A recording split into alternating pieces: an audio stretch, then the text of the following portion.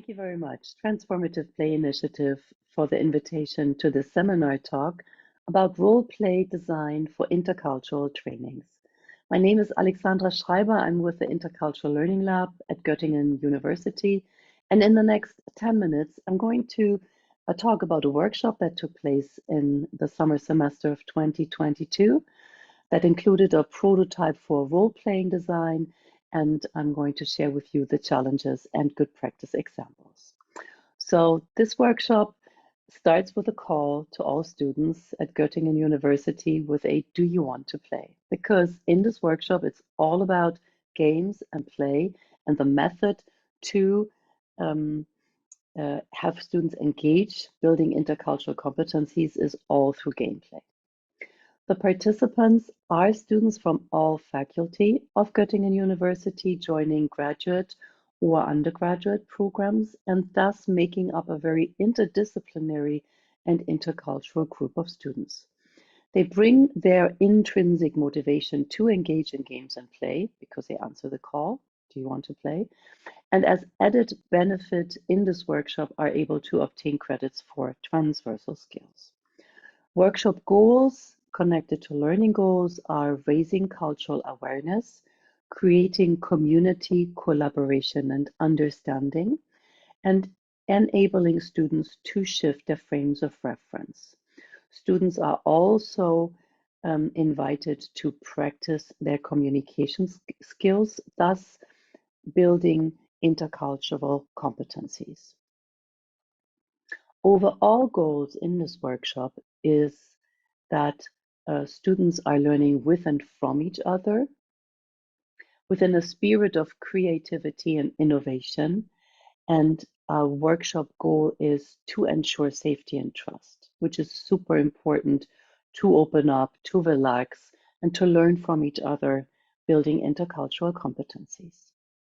So here we have the student journey. So it starts with a pre-task prior to the first session where students introduce themselves, thus getting more familiar, kind of warming up. Session 1 has a topic focus on culture and communication. Session 2 focuses on perception and how perception is culturally learned.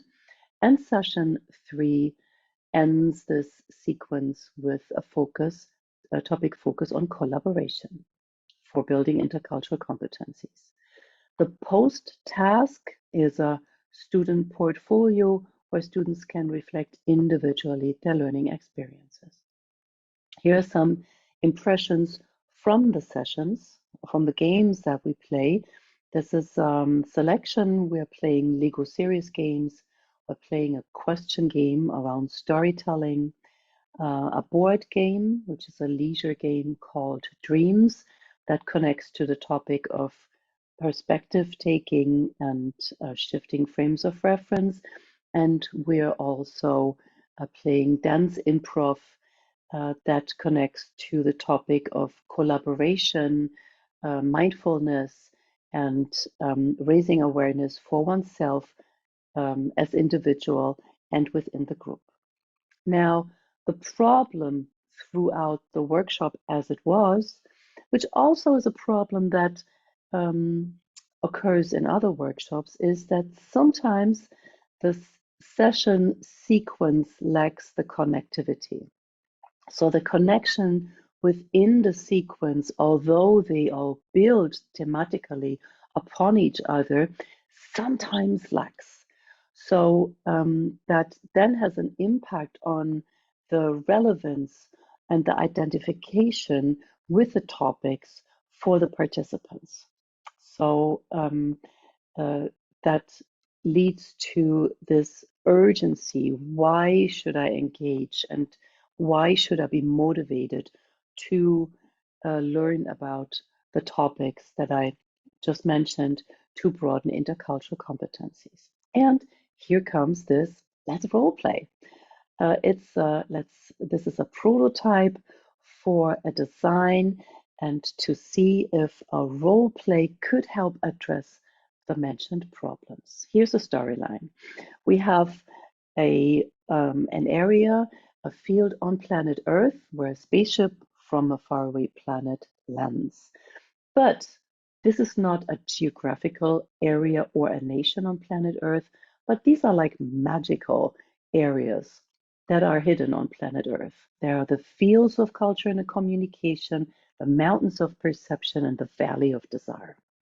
Within this area, the participants are living over the course of the 3 sessions. So we have the spaceship crew. All participants are member of one crew landing on planet Earth. They're on a mutual mission to solve a problem in the task. And the problem is that back home, where the people are living on energy through playing games, energy is low because all the games have been played. And the task is to come up with new game ideas, or maybe even a sketch for a game at the end of the workshops. They have limited time, which is the 3 workshop sessions, and they have to produce an output at the end of these workshop sessions. Participants are playing themselves. They are designing the roles as the members of this cruise ship, crew members of the spaceship, and they're introducing themselves with a sketch they do that highlight the traits that they bring. So no props or costumes are used in this scenario. They engage in the gameplay, and so in all the games that I introduced to you throughout the sessions from the perspective of the crew members. And the teachers take on the roles as facilitators or game masters to help guide the process. This is framed by debriefing and feedback so that the participants, the players, can come up with some concrete takeaways and action steps for their final output. Now, looking back, looking forward, what happened? Intercultural learning in this workshop with this role play design took place through reflection, right? So through guided reflection, the reflection model within the student cohort or individually, as mentioned, through the portfolio work. The impact of the role play was, one student quoted that it was really fun or cute, and they liked the role play and it made a lot of sense for the group to reflect. This role play was a frame through the storyline to raise the motivation and create a sense of urgency. And it was only a very small change, right? I mean, this is like not a huge role play. And it is just a very small change in this role play design that helped leave the comfort zone and shift into taking action, into really engage with a topic. And challenges that could be addressed in future iterations are that participants should kind of more indulge into the role play, play with different versions of their characters, and also have more time for the role play itself and for the interaction with and between the characters. Good practices was the co-facilitation of this workshop, because there are so many things going on at the same time. It is really helpful to be at least with like 2 facilitators in a workshop session. The visualization of the journey of this landscape was helpful, and the diversity within the group of participants and the diversity of the games being played. That was a very good practice example. Group size turned out to be rather small groups to help also relax, have a safe environment to engage in a debriefing and reflection process. So this was a short view. Thank you very much for watching. Thank you to all the participants of this semester's workshop to engage in this role play, and to the team at the Intercultural Learning Lab. This is a list of references I mentioned, and I'm looking forward to talk to you and with you about role playing and intercultural learning. Thank you.